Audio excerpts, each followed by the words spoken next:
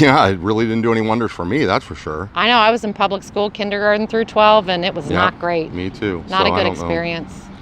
Oh, hey, sorry, Hi. we didn't see you there. Hey, we were just talking about education and school, public school more specifically, and we were wondering, a question that we get a lot is, are schools killing the creativity of our children? And we started to talk about that and think about that a little bit, and we came up with a few things. I think the other day you were just talking about our neighbor. Oh, our neighbor Lily, we saw her outside walking her dog. We were like, hi, how's it going? Yeah. And she said, oh, it's great, but school's been awful. And we were like, what's wrong? And she said, well, it was 9th grade this year, and we learned nothing. I didn't learn anything this year. All we did was work towards tests. All the proficiency standardized tests, yeah. Felt bad for her. I did too, and she's in one of the best districts and one of the very best high schools in the entire state of Ohio, and we wondered, why is it like that? So it actually made me think of my conversation with a friend of mine down in Florida who actually teaches teachers how to pass their certification test, and he's also on faculty at a large university in Florida. And we were talking, Jason, we were talking about that, and he said, did you know that over 70% of the kids that come in to college or university are nowhere near prepared for what it takes to be successful there, meaning academically, socially responsible for their own learning and things like that. And it actually made me think of what learning is versus what education is. And I think we used to watch a video on that. Sir Ken Robinson. Oh yeah, the Ken Robinson video. Well, and I feel like learning is it's naturally in you, and you just go and explore and find out things on your own. But being educated, it sounds like, somebody stuffing things into you that maybe you're not even interested in, which I think is exactly what's happening. Oh, it's true. That's the difference between learning and education. Education is what's done to you, and learning is what you do for yourself.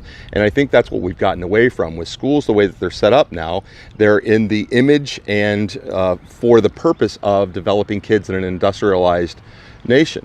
Well, and I mean, that started 170 years ago. At least, and they have not changed the model. Right. And I mean, wow, we're things not have in changed. an industrialized nation anymore, or world for that matter. This is an information age. Right. And we're no longer teaching kids, we've gotten away from teaching kids to learn for themselves and be inspired and follow their passions and things like that. And I think that's kind of what we've gotten away from. Yeah, we're really dumbing them down, and there's so much stimuli out there with social media and online learning, and there's just so many different and we're trying to shut it down so that they don't see it and they just learn what you want them to learn. Right. So we've been actually operating an online virtual independent international school for over 15 years.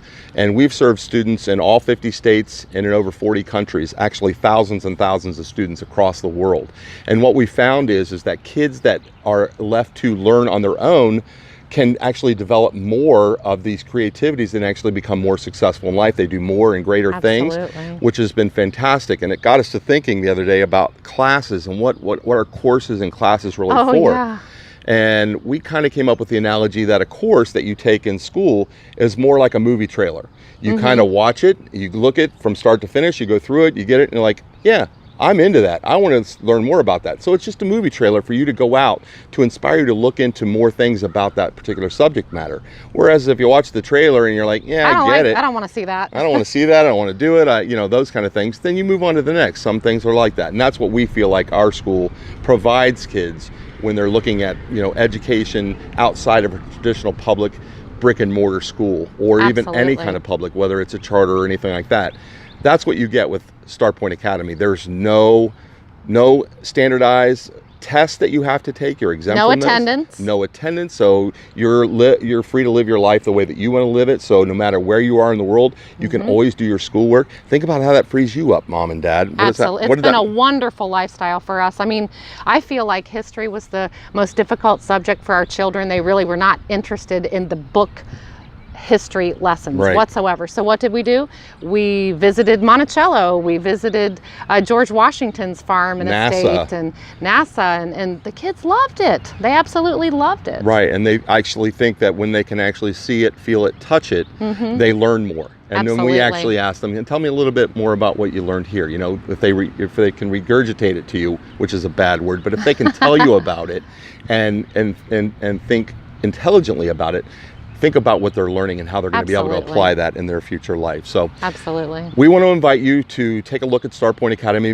Maybe it's right for your kids. It was for our 5, and they're all doing great as adults. Don't listen to anybody. They're doing fantastic. We have artists, we have gamers, we have kids not just playing games, but out there developing systems and places for the kids to actually develop their passions and things for what they want to do. Not just playing games, but developing games, developing music. We have one kid that develops music for games. Composer. So, and he does it all digitally, but he does it from wherever he's at. So we've kind of raised a flexible family. But what's most important is we did it as a family. We were never apart from our kids for 8-9 hours a day, 5 days a week, 180 days out of the year. They were always with us.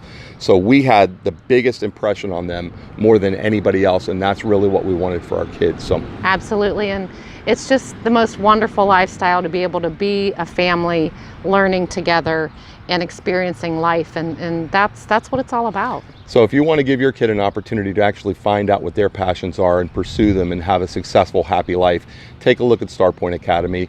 Give us a call or check out our website. We'd love to talk to you about why this might be a very good decision for you and your family. So we look forward to hearing from you. Absolutely. Nice to meet you all, Nice and to meet hope you. to talk to you soon. Take care. We got to go. It's a nice day here, so we're going to go enjoy it. Have a good one. Take Thanks. care.